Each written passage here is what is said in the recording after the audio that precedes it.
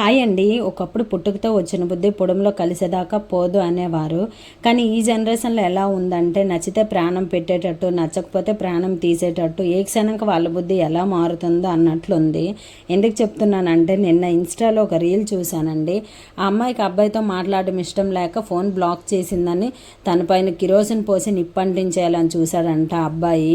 ఏం ప్రేమ అండి అసలు. పాపం తనైతే ఎలా పరుగులెడుతుందో నాకైతే చాలా బాధ అనిపించింది. మనమంటే ఇష్టం లేదు, మనతో మాట్లాడడం ఇష్టం లేదు అనుకునే వాళ్ళని వదిలేసేయండి. ఒక నిమిషం, ఒక గంట కాదు, లైఫ్ లాంగ్ వదిలేసేయండి.